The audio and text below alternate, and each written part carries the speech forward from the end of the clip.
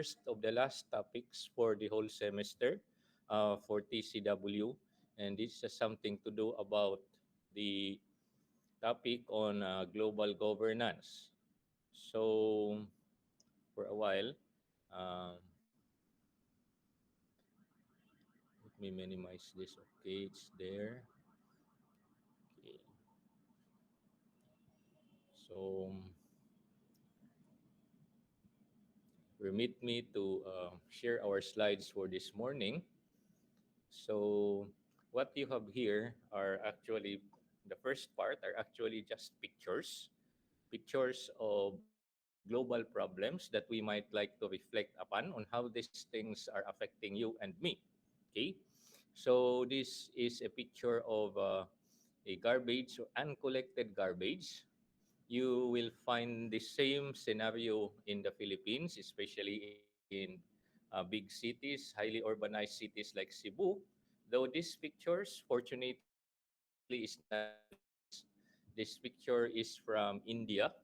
So you just see how much of this rubbish has affected the motorists, no? Not mentioning the health implications of these things that are just, easily thrown upon the roads. Okay? Mo man ay uso, bisag asa lang ipanglabay. So muna ang rason nga hugaw ato ang kuan, ato ang kanang surroundings, and of course whether we like it or not, there is an implication, there is an effect of that in the general health and sanitation of the community. Okay, here is another picture. This is not yet happening in the Philippines, though we are going vertical, okay, as far as our um, living quarters are concerned. I doubt if we could still call these houses, okay? Though in countries like Hong Kong and perhaps Singapore, people are starting to live a horizontal or rather a vertical living. Okay, so pataas ang ilahang gipuy-an or condominiums pero grabe ra sad kay ni siya kakuan no. Grabe ra sad kay ni siya kasamok. So this is because of the lack of space as far as the construction of houses are concerned. Okay, so una mo resort ta sa mga vertical uh, living. So there is a to condominium na siya, no? But again, the risk is there. Okay? Sa pandemic class, dali ba kay magtakod og naa mo diha. In a event, a recent experience sa Cebu last week, nasunog ang usa sa mga high rises diha sa barangay Kasambagan, no? Unahan sa Ayala, dool sa IT Park, and it was publicized kay dako kayo ang damage. Fortunately, when the building, the condominium was burned, nobody was hurt because wala pa may namuyo, no? So unsa kag na ato namuyo nya inato ang situation, and Cebu City uh, is not yet ready to respond to this kind of emergencies. Okay? So kana. Then here comes another problem. This is also a problem that is experienced by several countries in the world. And to some extent, some minor bushfires or forest fires had also occurred somewhere in the central Luzon. I think that was 2020 or 2019. No?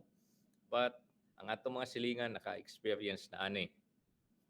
Then kani, I do not know if you're familiar with this painting. This painting was made by Pablo Picasso. This is a protest painting. This painting is huge, actually. And this painting reflects the painter's sentiments at the time. The title of this painting is Guernica. And Guernica is one place, a village in Spain, where there was a mass murder, okay? Ibumbahan, daghan kay patay. So Pablo Picasso protested against that inhuman act through art.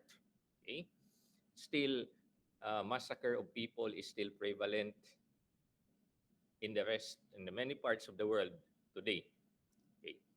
Kani siya common sad ni nato nga site labi na didto sa mga lugar nga nagkagubot. Okay? These are refugees trying to cross the sea. Okay? Ihawa sila sa ilaha because of war, because of threats to lives. Okay? And here they are packed inside this boat, and this is perilous. Kay inyo tanawon, wag pila na sila dunay life jacket.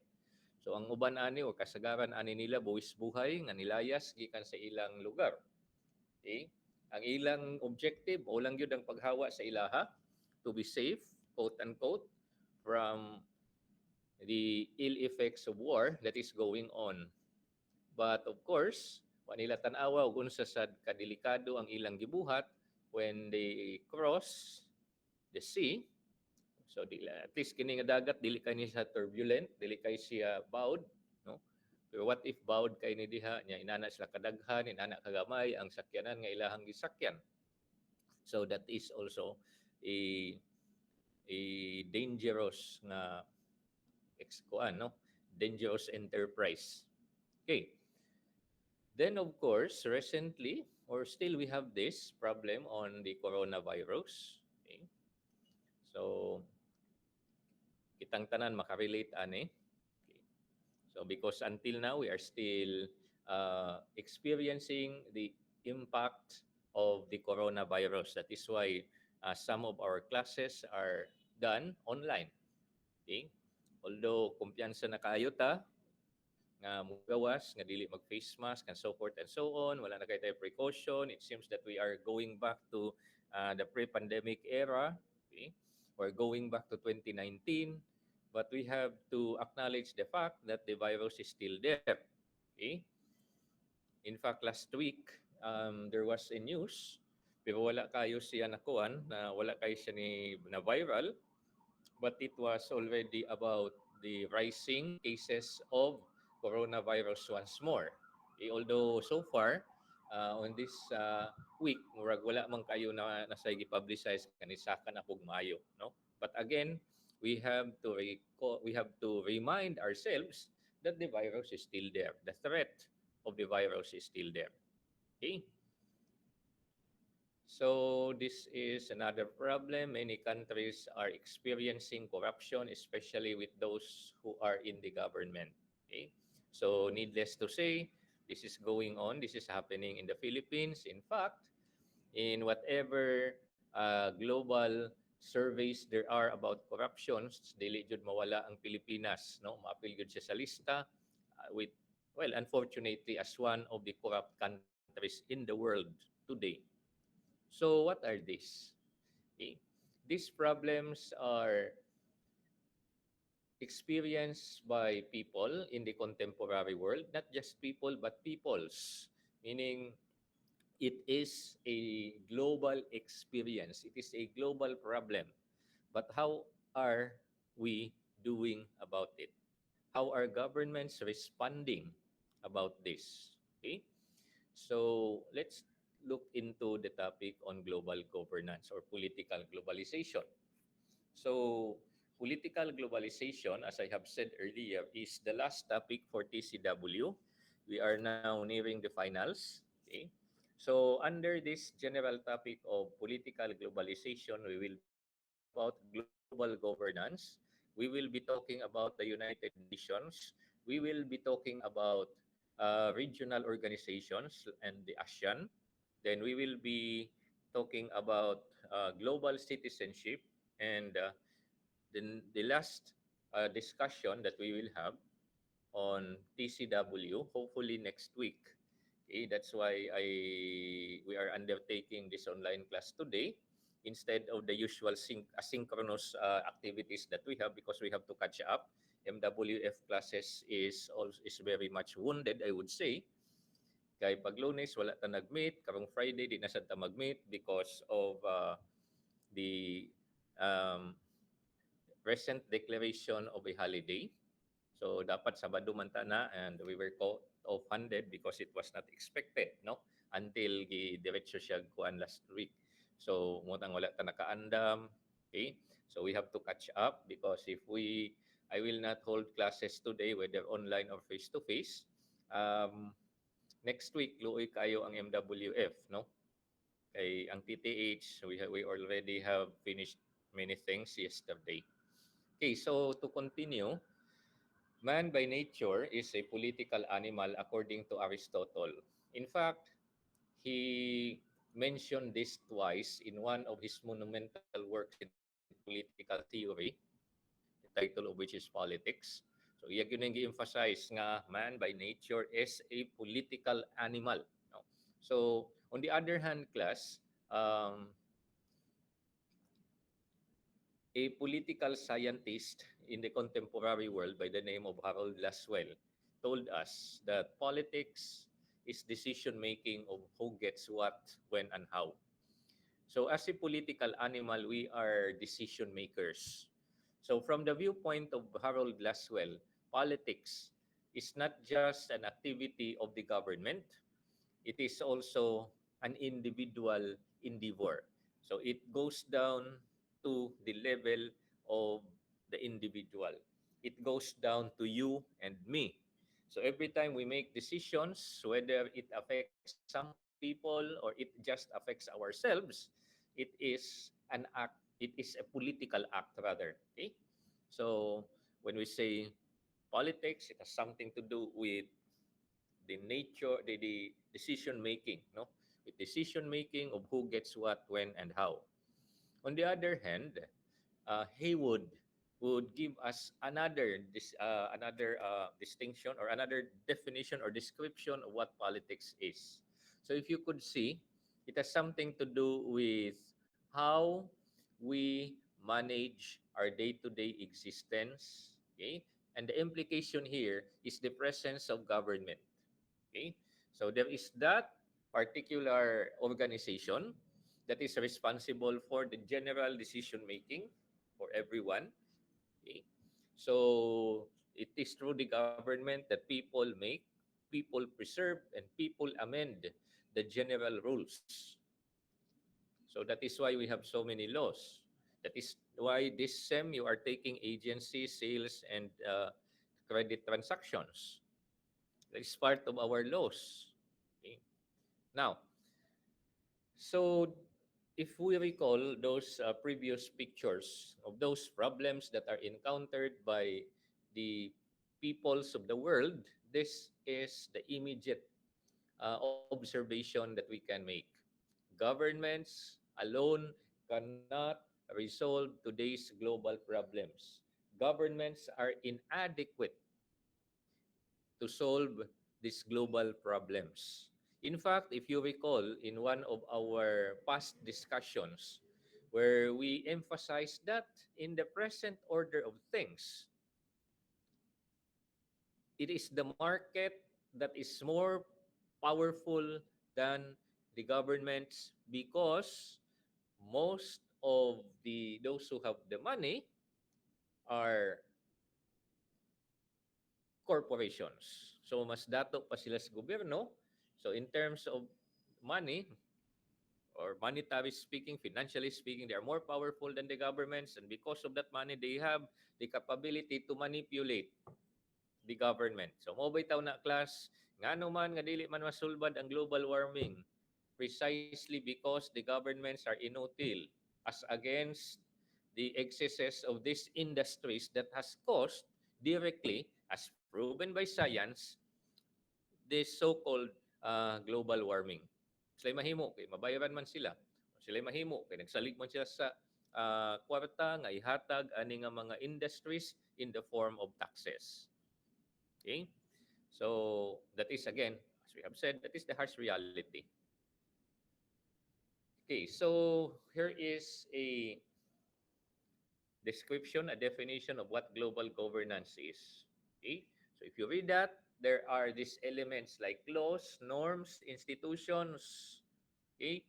So when we say law, and I assume you already have defined law, and I hope you will revisit that definition of law, okay, that you discussed in obligations and contracts. I am pretty sure that your author included the definition of law among the first pages of your oblicon book last sem.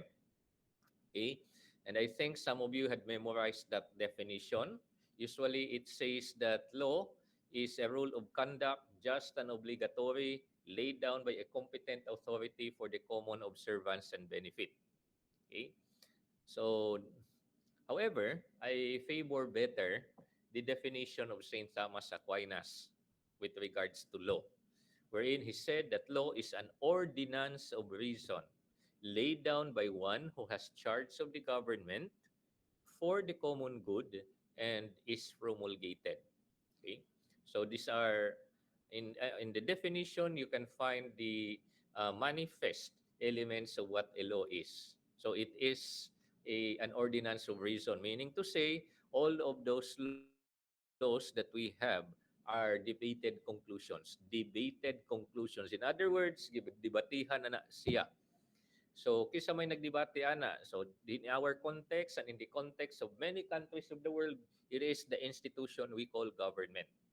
And in the government, usually there is the executive, the legislative, and the judicial branches. Okay? So, when we say law, it is already, as I have said, a debated conclusion.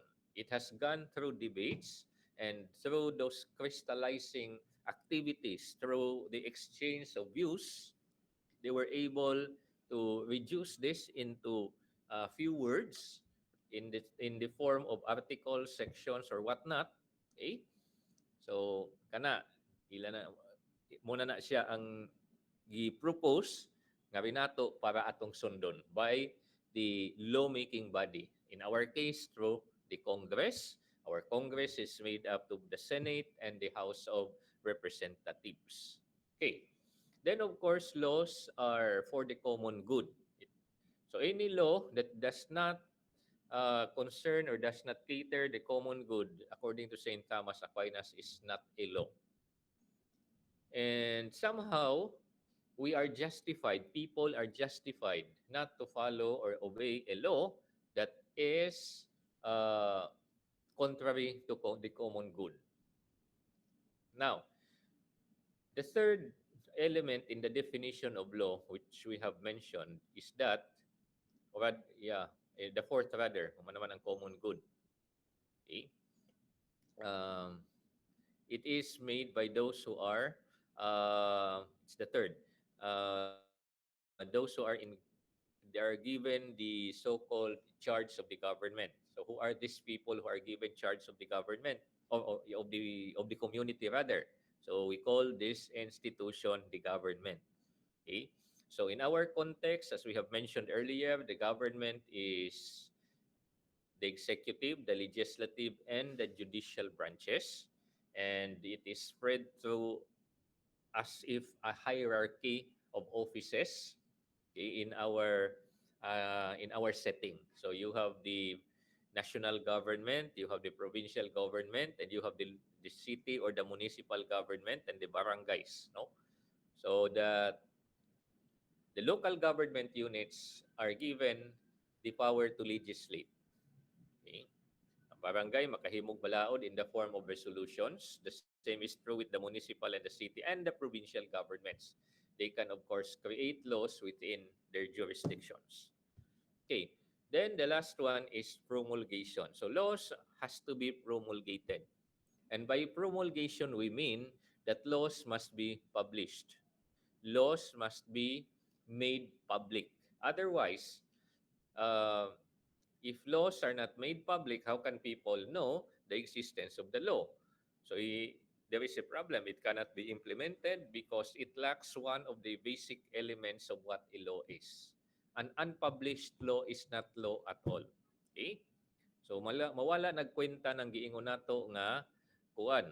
Uh, Ignorance of the law excuses no one from compliance therewith kung wala gina-publish ang balaod. Okay? So that's the reason why. Then, of course, you have these elements here like trans-border relations between states, cultures, citizens. So it has something to do with the relationship or the engagements, the dynamics between these institutions. So you have the states, you have cultures, you have citizens. So when we say state, it should have people, uh, sovereignty, government, and territory. Okay? So, muna yung definition, muna ang elements of the state. So if we only had this in a face-to-face setting, I could have wrote in the whiteboard the elements of the state. But unfortunately, we are constrained to do this online because of the belated memo. So you recall then, do not forget that if we mention the word state, especially in the um, context of governance, it is defined, or the state is defined as a community of persons, more or less numerous, permanently occupying a definite portion of territory, has a govern and independent of external control, and has a government to which majority of its inhabitants surrender habitual obedience. So this is the definition of the state, and from which we can extract the following uh, elements, which is the number one, people. Then we have government. Third, sovereignty, and fourth is territory. Okay?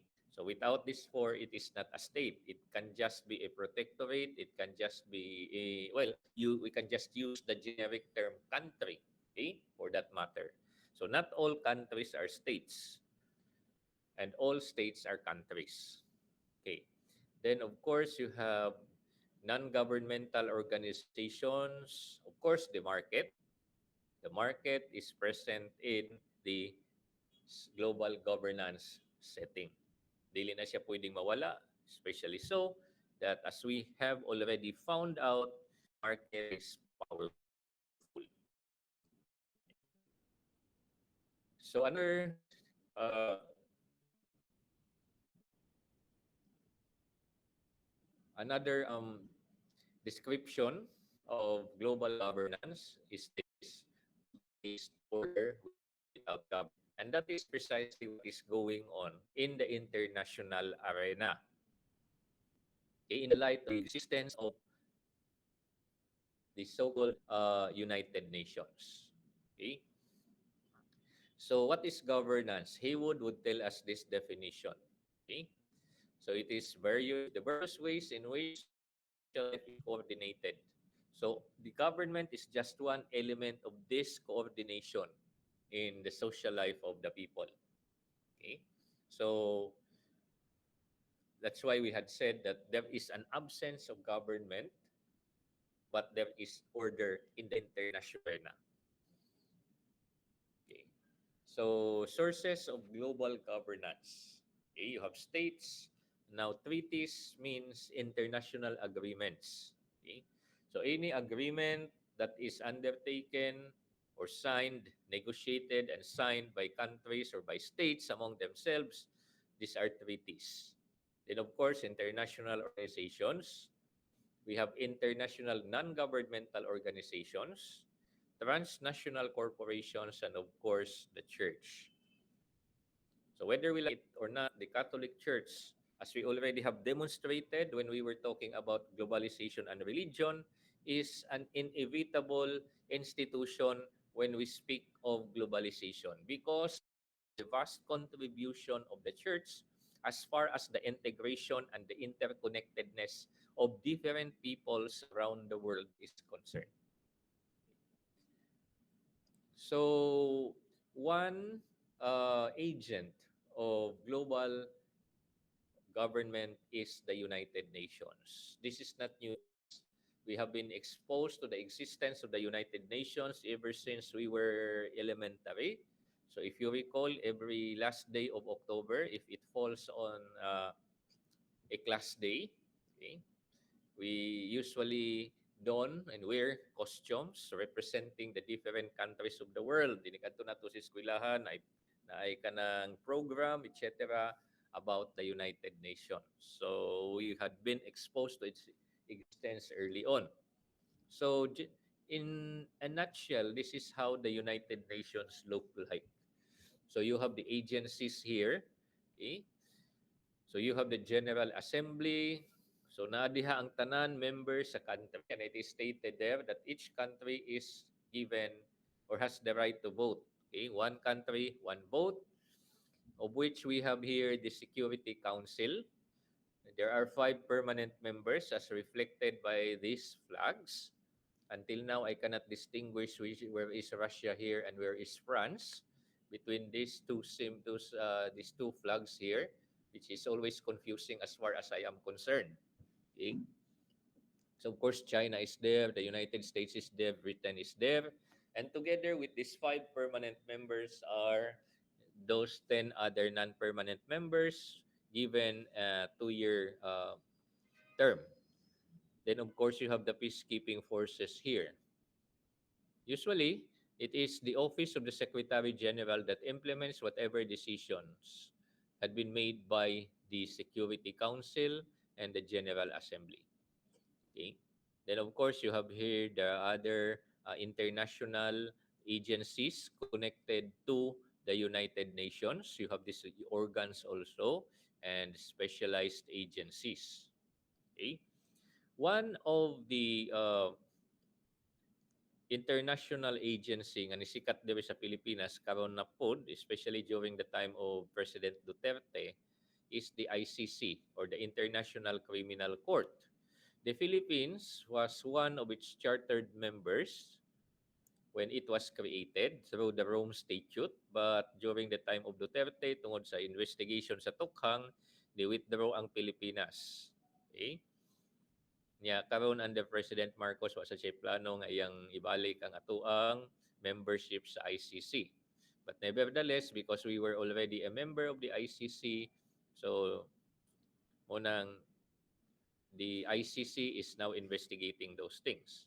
Okay, so this was also that court, international court, where the late Senator Miriam Santiago was nominated to be one of its judges. Unfortunately, the late senator was overtaken by death, so she was not able to assume her position in the ICC as one of its judges. Okay, so this is the ICC infographics. So we just concentrate here. Okay. So when we say ICC, it has something to do with a court that will try the following crimes, the following offenses: war crimes, crimes against humanity, and genocide. So when we say crimes against humanity, piracy is one of which. Okay? So meaning to say, if a person is a pirate, he can be arrested anywhere, and so he will be tried by the International Criminal Court. Okay, so it will be the International Criminal Court that will decide on the case of a pirate. Okay, because it is one of the cases that is part of its jurisdiction. Okay. Then, of course, we have the Association of Southeast Asian Nations, or the ASEAN. Okay. So the ASEAN, if you recall the video that I shared to the classes, okay, so there were two former local or regional organizations that were precursors of the ASEAN. And the most recent was the MAFILINDO, that stands for Malaysia, Philippines, and Indonesia, where these three countries reflected on their common interests: economic, political,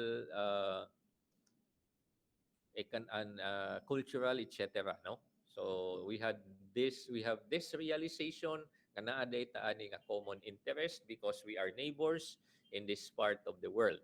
Okay, so these are the member countries of the ASEAN. So kani sila, this is the present setup of the ASEAN. Now, the country of Timor Leste is still given observant or observer status. They are not yet full members. It is not yet a full member of the Association of Southeast Asia Nations. Okay? So from here, um, we will shift to the next topic. Okay. By the way, as I told you during those times when before we got into the face-to-face classes that we will have that I need not have the checking of attendance because Google Classroom will generate a detailed attendance for me. Okay? So kana I also forgot to bring my eyeglass. Morning gahiyong-hiyong ta class, Gore Probs. I was in a hurry to come to school. Ako sa eskwelahan ron, ako diri sa faculty room. But before I came here, nag-ilis na ta ko. Then, kiniato, try do nga tiyan ni kalit lang. So, mo to nagdali-dali kog lakaw pagpabalik. Okay. So, let me share this on regionalization, globalization, regionalization, and the ASEAN. So my aim for today is to finish these two topics. Of course, sumanata sa first. We're now in the second topic so that the MWF classes can catch up in whatever means. Okay, so this is Asia. Asia is a vast continent. It is a composed of several millions, perhaps, of hectares in terms of land area, and more than a billion people are in Asia. So it is a multicultural, multilingual uh, place in this part of the world. So specifically, mauni sila ang mga countries nga inyo makita diha sa Asia. Okay? So China is big in terms of population, but not as big as Russia in terms of land area. Okay? So ang Pilipinas, wala pa siguro tama 1/20th aning Russia sa kadakon in terms of land area. Pero dili man daghan tao diri sa Russia because I do not know if I'm correct. Correct me if I'm wrong. Pero most of these parts sa Russia kay dili kaayo inhabited by people because of the climate. So tungod kay tugnaw diha, ang uban nagay snow in a year, tibok tuig, di nimo nakunoy place diha nga di kay nimo makita ang kuan, ang adlaw, no? So, no nang dili kay sila daghang tao in spite of the fact that they occupy a big portion of territory. Then of course you have China, as stated here, as you could see, the second biggest country in terms of land area, but the biggest in terms of population, at least for now. Though, as we recall our study on demography, miingon ta nga later on, maabot ang panahon ang China ma-overtaken sa India in terms of the number of people. Ang Pilipinas, we stand at 100 plus million inhabitants, though we have so many Filipinos scattered abroad. Okay. So, as stated here, regions are neighbors. Okay, mga silingan nga mga countries. Okay? So, ngano man nga nag-organize man sila into regional organization. So, first, they want to oversee the flows and policy choices. So, unsa man ni nga flows, economic flows, political, human flows, etc. No? So, to regulate these things, they come into terms, nagsabot sila nga mag-organize sila as a region. Okay. So, we are reminded here that regionalization and regionalism should not be interchanged. Lahi na sila nga term. So when the term has this suffix, okay, ISM, it has something to do with an idea. It has something to do with a thought. It has something to do with some what you are thinking about. No, it could be an ideology. It could be ways of thinking, etc. No, or a system of belief. So you have Buddhism, you have Judaism. Okay. So according to Claudio and Abinales, regionalization means the regional concentration of economic flows. So the buying and selling, export and imports, as well as the financing of these activities is the concern of regionalization, according to Claudio and Abinales. So it is also a political process characterized by economic policy cooperation and coordination among countries. So we can call this statement as a definition of regionalism, okay? Or a description rather of regionalism. Okay.